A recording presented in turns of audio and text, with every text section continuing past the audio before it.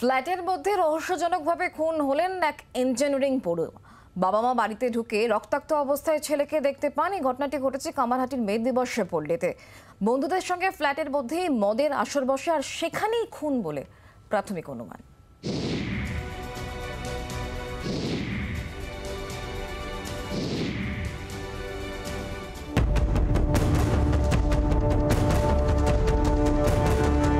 কামারহাটি পুরসভা 14 নম্বর ওয়ার্ড দক্ষিণেশ্বরের মে দিবস পল্লী, সেখানেই কিন্তু রহস্যজনকভাবে খুন হয়ে গিয়েছে অপূর্ব ঘোষ নামে এক ইঞ্জিনিয়ারিং পড়ুয়া।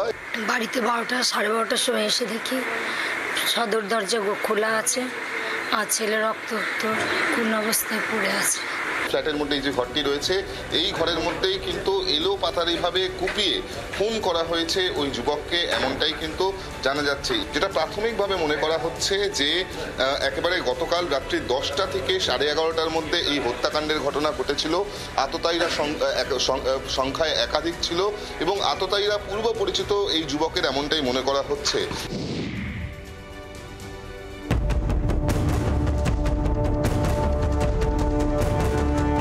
স্টিয়ারকেস আমরা দেখতে পাচ্ছি, সেখানে কিন্তু একাধিক ফুটপ্রিন্টস পাওয়া গিয়েছে এবং সেই ফুটপ্রিন্টসের স্যাম্পেলও ইতিমধ্যেই গোয়েন্দারা কিন্তু সেখান থেকে সংগ্রহ করেছে।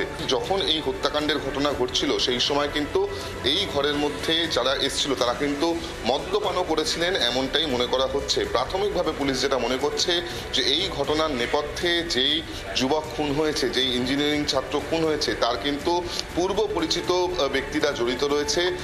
একটা গাড়িতে করে এসেছিল, গাড়িতে করে কে এসেছিল কি আমি তো তাদের চিনি না বা বলতেও পারবো না যে কজন এসেছিল।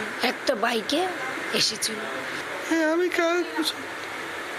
কি করে সন্দেহ আমার ছেলেকে কারোর সঙ্গে আমাদের রেকর্ড নিন, পুরো আলমবাজার ঘুরে আমাদের সঙ্গে কারোর সম্পর্ক খারাপ নেই।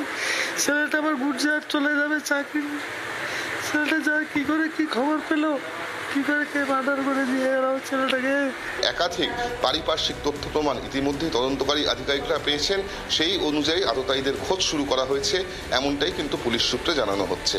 জি 24 ঘন্টার জন্য ক্যামেরায় তরুণের সঙ্গে বরুণ এবং বিক্রম দাস, কামারহাটি, দক্ষিণেশ্বর। বাংলার আওয়াজ, বাঙালির আবেগ, জি 24 ঘন্টা।